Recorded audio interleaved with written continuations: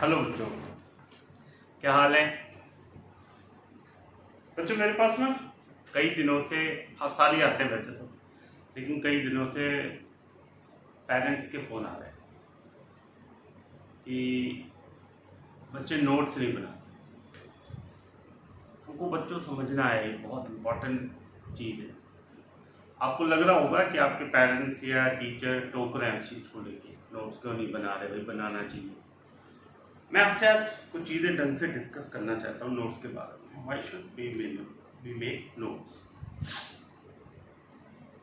देखो भाई, कौन कौन नोट्स बनाता था। डॉक्टर एपीजे अब्दुल कलाम, नाम सुना है आपने, हम सब जानते हैं। वो नोट्स बनाते थे। उनकी एक खास बात थी कि वो एक छोटी सी डायरी अपने पास रखते थे। उनको कोई भी दिन में नया आइडिया आता था, कोई नई बात पता चलती थी डिस्कशन के टाइम पे कहीं, तो वो पॉइंट नोट कर लेते थे। और उन्होंने अपनी ऑटोबायोग्राफी में लिखा इस बारे में, मुझे इस हैबिट से बहुत फ़ायदा हुआ। क्या क्या फ़ायदा हुए? चीज़ें मेमोराइज करने में आसानी रही, इंटरलिंक करने में आसान रहा। बहुत उन्होंने डिटेल में लिखा उसके बारे में। Doctor Hargobind Khorana is Nobel prize winner, American Indian. जो आज की जो टेक्नोलॉजी है, बायोमेडिकल इंजीनियरिंग, उसका जो बेस है वो डीएनए टेक्नोलॉजी, और डीएनए से रिलेटेड जो पहली रिसर्च वर्ल्ड में वो उन्होंने की। मैक्स मूलर एक जर्मन स्कॉलर थे। उनकी भी हैबिट थी, वो नोट्स बनाते थे, जो भी जानते थे, चीज़ों को समझते थे, चीज़ों को नोट्स बनाते रहते थे। और मैक्स मूलर किस लिए फेमस है बच्चों? मैक्स मूलर पहले स्कॉलर थे वर्ल्ड लेवल पे जिन्होंने इंडियन ओल्ड स्क्रिप्चर्स को ट्रांसलेट किया था, पहले जर्मन लैंग्वेज में और उससे फिर बाकी लैंग्वेज में। तो बहुत सारा हिस्सा जो आज हम जानते हैं उसमें मैक्स मूलर बहुत इम्पॉर्टेंट पर्सनालिटी हमारे इंडियन कल्चर की। Doctor Annie Besant theosophical society of India इन्होंने बनाई थी, और ये ब्रिटिश थी, और इनकी भी नोट्स बनाने की आदत थी। और कैलकाटा में इनका जो आज भी लाइब्रेरी है वो इंडियन लिटरेचर को, इंडियन कल्चर को, इंडियन साइंस को, एंशिएंट इंडिया को समझने में आज भी जो सबसे बड़ा रोल माना जाता है वो थियोसॉफिकल सोसाइटी ऑफ इंडिया की लाइब्रेरी आज भी, और वो डॉक्टर एनी बेसेंट ने शुरू करी थी, और उनको भी नोट्स बनाने की आदत। डॉक्टर जगदीश चंद्र बोस, आपको पता है बच्चों, ये इंडियन साइंटिस्ट थे। इनसे पहले ऐसा माना जाता था कि जो प्लांट्स हैं वो लिविंग थिंग नहीं है, and he was the first scientist जिन्होंने इस पॉइंट को किया था कि जो प्लांट्स होते हैं वो भी लिविंग। हमारा कंसर्न इस चीज़ का है, वो भी नोट्स बनाते थे। सुभाष चंद्र बोस हम सब जानते हैं, नेताजी जो वर्ड है वो उनसे ही शुरू हुआ, शायद उन पे ही ख़त्म भी हो गया। सुभाष चंद्र बोस की बहुत एक्स्ट्राऑर्डिनरी आदत थी, वो प्लान करते थे चीज़ों को, एनालाइज करते थे, और उन पर रिसर्च हुई है बाकायदा। उनका एक बहुत फेमस किस्सा है जो मैं शॉर्ट में आपको बताना चाहता हूँ कि जब वो ग्रेजुएट हुए तो बहुत वेल टू डू फैमिली से थे। उनके फादर चाहते थे कि ये आईएएस जैसे आज होता है वैसे उस ज़माने में civil services, Indian civil services होता था, वो चाहते थे सिविल सर्विसेज का एग्ज़ाम क्वालिफाई करें। तो उन्होंने पूछा कि सुभाष क्यों नहीं करते हो बेटा? तो उन्होंने बोला नहीं, मैं ब्रिटिश गवर्नमेंट के अंडर में काम नहीं कर सकता। तो उन्होंने हंसते हुए बोला, टॉन्ट करते हुए, कि तुम दरअसल एग्ज़ाम ही नहीं क्वालिफाई कर सकते। उन्होंने उसको चैलेंज की तरह लिया। उन्होंने बोला मैं I will qualify the exam, फिर मैं छोड़ दूँ। उन्होंने बोला चलो पहले क्वालिफाई तो करो। सो टाइम पे वो तैयारी करने के लिए इंग्लैंड गए, और एक साल उन्होंने सब चीज़ों से अपने आप को अलग कर लिया, एंड प्रॉपर उन्होंने तरीका दिया कैसे बनाया, और उन्होंने पढ़ा, उनके नोट्स बनाए, चीज़ें करी, अच्छी तरह तैयारी करी, and finally it's a history. उन्होंने उस ज़माने में क्वालिफाई करा जब कोई सोच भी नहीं सकता था। मुझे एग्जैक्टली याद नहीं है ये, लेकिन शायद फर्स्ट या सेकंड रैंक थी उनकी पूरे ब्रिटिश जितनी भी कॉलोनीज थी उनमें। एंड फिर आए वो इंडिया और उन्होंने रिज़ाइन करा और पहली बार पूरे दुनिया में तभी उनका नाम हुआ कि इतनी बड़ी सर्विसेज को उन्होंने छोड़ा और उन्होंने छोड़ के फिर आगे आए। बच्चों एक और शायद आप लोग कम जानते होंगे, इस्कॉन इज अ सोसाइटी। उन्होंने उनके जो गुरु थे जिन्होंने शुरू किया Srila Prabhupada, he started the ISKCON mission when he was 70 years और उन्होंने भी अगले 12 या 13 साल में अपनी मृत्यु से पहले श्रीमद् भागवत गीता का 18 लैंग्वेजेस में ट्रांसलेशन किया। और उनकी भी आदत नोट्स बनाने की, जितना एलोबरेट होके समझ सका हूँ मैं, इस पे जितना रिसर्च हुआ है मेकिंग नोट्स पे, शायद सबसे अच्छी तरह सबसे साइंटिफिक तरीके से उन्होंने ही नोट्स बनाए थे। और जब उनकी एज 80 क्रॉस कर गई तो उन्हें लिखने में भी दिक्कत होती थी।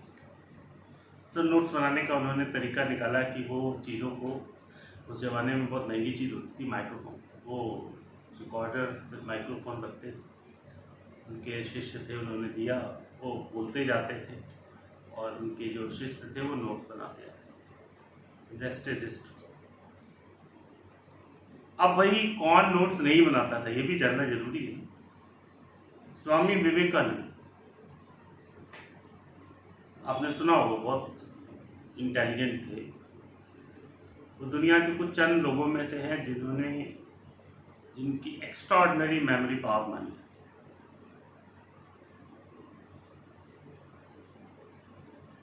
रोमा रोला एक राइटर है, उन्होंने स्वामी विवेकानंद की ऑटोबायोग्राफी लिखी और एक मज़ेदार इंसिडेंट बताया कि कितनी जल्दी वो चीज़ों को ग्रास्प कर लेते थे।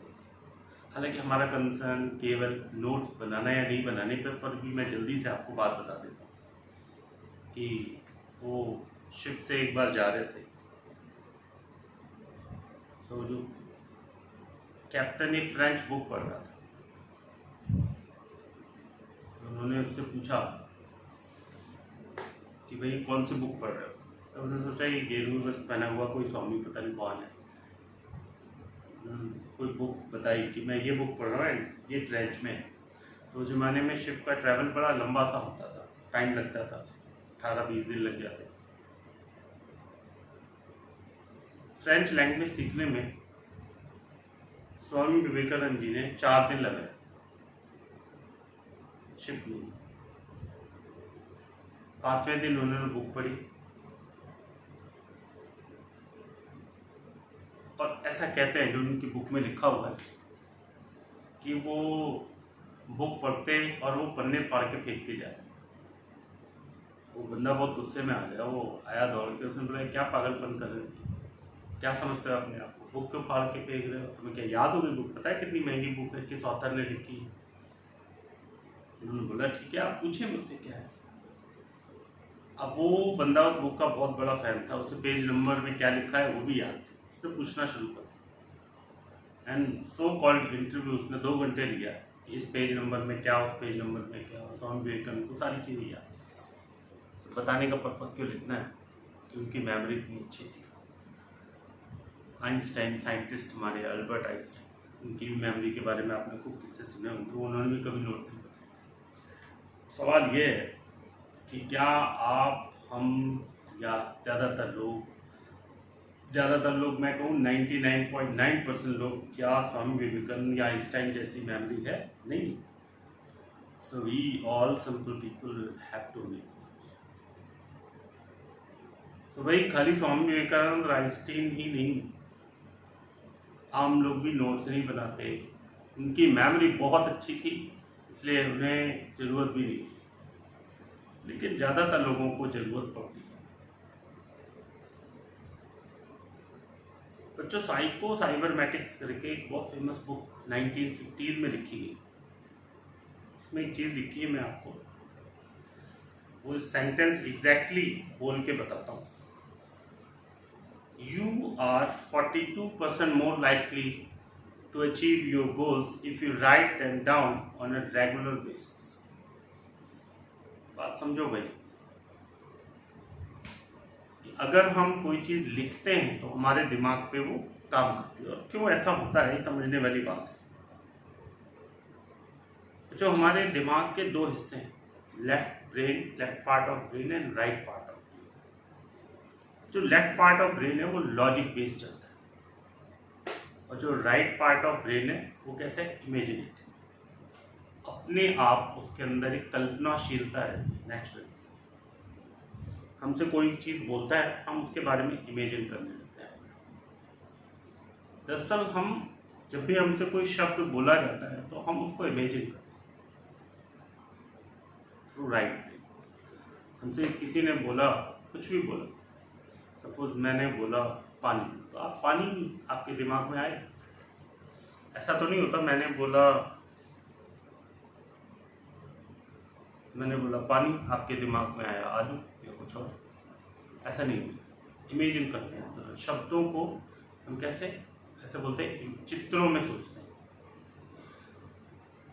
तो जो हमारा जो भी लर्निंग प्रोसेस है, इन दोनों का एक कॉम्बिनेशन होता है। समझिए ध्यान से, इन दोनों का एक लेफ्ट ब्रेन और राइट ब्रेन का कॉम्बिनेशन।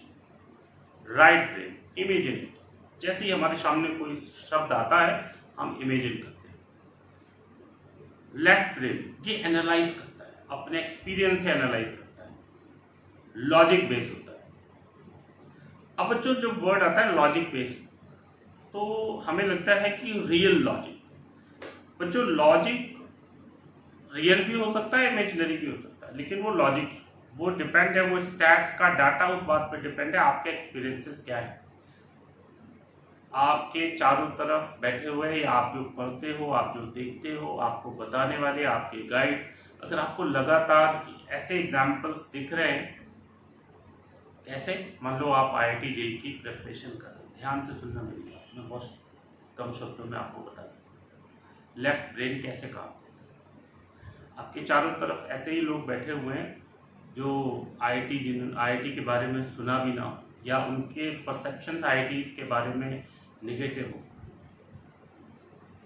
या आपको जो कहते हुए मिले IIT जो इंजीनियरिंग का ही स्कोप नहीं, इसका स्कोप नहीं, नेगेटिव भरा हुआ, इन्फिनिटी कॉम्प्लेक्स हो, उनको लगता है कि उनकी चीज़ है ही नहीं, उनके बस का नहीं है, या उनके कंसर्न की चीज़ नहीं है।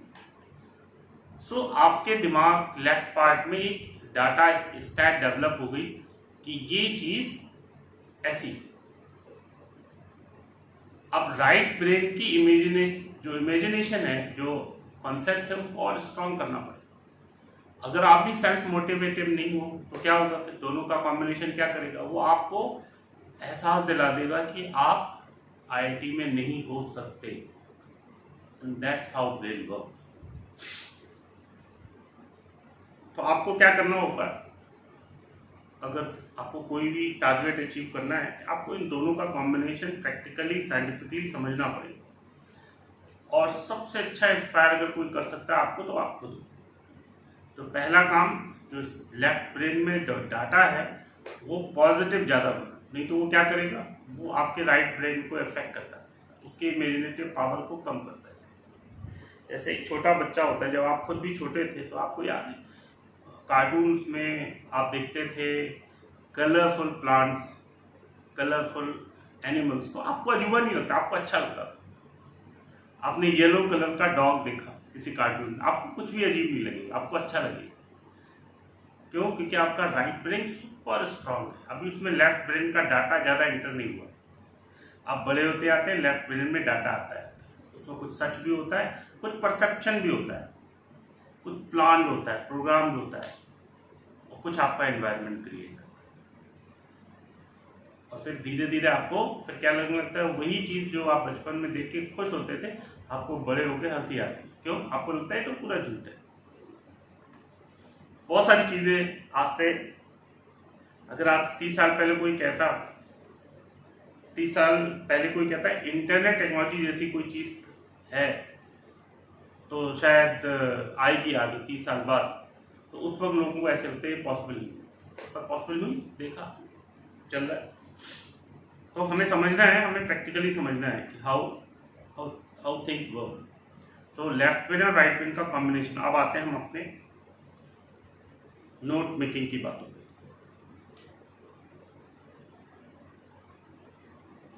बच्चों हमको समझना है चीजें, हमारा टारगेट क्या है, एक चीज, क्यों हम नोट्स बनाएं। अब हम उस चीज पे आते हैं। बच्चों एक छोटी सी चीज मैं आपसे बताता हूँ। मान लो अभी आपको पता है कुछ दिन पहले जेई के पेपर खत्म हुए। मान लो आपका जेई का पेपर है, कल पेपर है +1 के। मैं मैथ्स की बात करता हूँ, 15 या 16 चैप्टर में मैं डिवीजन ले लूँ सिलेबस को में से, तो 15-16 चैप्टर +1 के और लगभग इतने +2 के। मान लो 30 चैप्टर्स हैं, 30 chapters in a single day of a single subject. जबकि आपको कल मैथ्स, फिजिक्स, केमिस्ट्री तीनों का एग्जाम दिया। तो 30 of maths, 30 of physics, 30 of chemistry. So you have to revise now 90 chapters in next 24 hours. आपको क्या लगता है अगर आपने पहले से कोई स्ट्रैटेजी नहीं बनाई है तो क्या ये रिवीजन किसी तरह पॉसिबल है? अगर मैं आपको तीनों सब्जेक्ट के नोट्स +1 +2 के भी उठा के दे दूँ तो शायद 24 घंटे में आप पेजेस भी नहीं पलट पाएंगे पूरे। मतलब क्या है? मतलब ये है कि ये स्ट्रैटेजी आपको बहुत पहले से रखनी पड़ेगी, और वो स्ट्रैटेजी बच्चों तभी बनेगी अच्छी। उसका पहला पार्ट है सिस्टमैटिकली नोट्स बनाना। अब बच्चों ध्यान से सुनो, मैं क्या बताने जा रहा हूँ। आपको क्या करना है, नोट्स कैसे बनाएं, ये तो हो गया भाई क्यों बनाएं, क्योंकि बिना नोट्स अगर आप बनाए जाएंगे तो आप क्या होंगे, कंफ्यूज। बच्चों बहुत से बच्चे नोट्स 3 तरह के बनाए जाते हैं, 3 तरीके से समझना। एक तरीका है, बहुत से बच्चे नोट्स बनाते हैं लेकिन वो क्या करते हैं, क्लास हो रही है, जो बोला जा रहा है उन्होंने नोट कर लिया, बात खत्म। ठीक है, ये भी तरीका काम कर सकता है कुछ हद तक, बेसिक लेवल तक। लेकिन वो नोट्स बनाने को कोई लिखना, क्योंकि बहुत सारे ऐसे बच्चे हैं जो केवल नोट्स उन्होंने नोट कर लिया है, बस बात खत्म। उसके बारे में ज़्यादा दोबारा क्लास के बाद सोचने की जरूरत नहीं। बच्चों ऐसे नोट्स बनाने में केवल आपको एक सीक्वेंस पता चल जाएगा, इससे ज़्यादा कुछ नहीं। दूसरे बच्चे वो होते हैं, वो नोट्स बनाते हैं जो क्लास में लिया बनाते हैं, फिर दोबारा उसको देखते हैं एक बार और सॉल्व करके क्वेश्चन देख के आगे बढ़ जाते हैं। ये तरीका थोड़ा इफेक्टिव है, लेकिन ये भी बहुत अच्छा, मतलब ये काम चलाऊ तरीका ही है। सबसे अच्छा तरीका है, सुनिए ध्यान से। आपने क्लास अटेंड करी, क्लास अटेंड करने के बाद आपको क्या करना है बच्चों, जो नोट्स बनाए क्लास के आपको दोबारा घर में आराम से बैठ के उनको देखना है, आपको समझना है, आपको उसके शॉर्ट नोट्स बनाने हैं दोबारा। अगर आपने ये करने की हैबिट डाल, शॉर्ट नोट्स बनाना है, उससे रिलेटेड जो और क्वेश्चन हो सकते हैं, लाइक मैथ्स में या फिजिक्स में भी ऐसे काम करेगा कि आपने कोई कॉन्सेप्ट पढ़ा है, आज समझा है, उससे रिलेटेड और आपको क्वेश्चन मिलते हैं, उनको भी आप साथ में ही सॉल्व कर लेते हैं, रख लेते हैं और फिर आगे बढ़ते हैं। बच्चों ये सबसे इफेक्टिव तरीका है, और इसको सुपर इफेक्टिव बनाने का एक तरीका और है, ऐसा आप हर हफ्ते एक दिन ऐसा निकालिए जिसमें आपको कुछ नहीं करना है, जो आपने पिछले हफ्ते से जो बने हुए नोट्स, जो क्वेश्चन आपने सॉल्व करे हैं, उनको दोबारा एक बार फटाफट करके देख लें, बिल्कुल शॉर्ट। अगर आप ऐसा करते हैं तो आप ये मानिए किसी भी एग्जाम के लिए आपको रिवीजन कम से कम करना पड़ेगा, अदरवाइज आप एक ट्रबल में होंगे। बच्चों क्यों? क्योंकि हमें जो आज अच्छी तरह समझ में आ गया, आज सारे टीचर्स कोशिश करते हैं कि एक क्लास में चीज़ों को इतना एलेबरेट करके समझाएं कि आपको, आप घर आओगे तो आपको लगेगा समझ में तो आ गया, ऐसे नोट्स बनाने की क्या जरूरत है। तो कई बार बच्चे और कॉन्फिडेंस में कुछ भी नोट नहीं करते, और एक हफ्ते बाद जो बहुत सिस्टमैटिक बच्चे हैं जिन्होंने उससे रिलेटेड क्वेश्चन कर लिए हैं, सब कुछ है, उनको कुछ याद रहता है, और जो बिल्कुल बेसिक तरीके से जिन्होंने नोट्स बनाए वो तो भूल भी चुके, और 1 महीने बाद उन्हीं चीज़ों को आपको दोबारा करना। तो बेटर तरीका है ये कि आप कैसे नोट्स बनाओ बच्चों, जो क्लास की चीज़ें आप नोट करिए। जब आप अपने हाथ से नोट करते हैं ना बच्चों, तो आपके दिमाग लेफ्ट और राइट दोनों काम करते हैं। आप ध्यान से सुनना मैं क्या कहूँ। नोट्स आपने अपने हाथ से बनाए, आपने उनको करेक्ट कराया, आपने कुछ क्वेश्चन ऐड करे, और फिर हर हफ्ते आप क्या कर रहे हो, हर हफ्ते आप उनको देख भी लिए। ऐसा करने से क्या हो रहा है, एक तरफ लेफ्ट ब्रेन में डाटा क्या जा रहा है, डाटा स्टैक्स बनती जा रही है, पूरी एक डाटा चला जाता जा रहा है, you have covered this, you have covered this. Right brain क्या कर रहा है, अब आपकी अपनी राइटिंग से आपके इमेजिनेटिव पावर अपने आप ज़्यादा स्ट्रांग है। अब देखो वही नोट्स किसी और ने बनाए हो, किसी और की राइटिंग में हो और वही आपकी राइटिंग के हो, तो आपको अपनी लिखी हुई चीज़ ज़्यादा याद रहेगी, आप कभी भी करते हो। सो नोट्स बनाने का तरीका क्या है, note it down from a class, go and correct it. Correct करने का मतलब ये है कि जो चीज़ आपको लग रहा है आप शॉर्ट में लिख लो, उसको शॉर्ट में कर लो। हो सकता है टीचर ने सब बच्चों के हिसाब से बहुत डिटेल में लिखा है, शॉर्ट में लिख लो। आप कौन से क्वेश्चन और ऐड कर सकते हैं वो लिख लीजिए। कई बार क्लास में टीचर या बच्चे डिस्कस करते टाइम कोई पॉइंट उठाते हैं, डिस्कस करते हैं और वो इम्पोर्टेंट होता है, आपको याद रहता है, आपको इम्पोर्टेंट लगता है, उसको स्टार बना के लिखो। प्रोसीड करो विद इन अ वीकेंड का एक टाइम डिसाइड करो कि मैं इसको ऐसे रिवाइज करूँ। बच्चों इस चीज़ को आप कंटिन्यू करो और उसको हैबिट में लाओ, नहीं तो क्या होगा, जैसे जैसे सिलेबस बढ़ेगा आपको क्या होगा, ट्रबल, फिर आपको प्रॉब्लम। ठीक है बच्चों, आई होप सब लोग नोट्स बनाना सिस्टमेटिकली शुरू करेंगे ताकि एग्जाम के टाइम पे हमें कम से कम दिक्कत। ठीक है बच्चों, गुड बाय।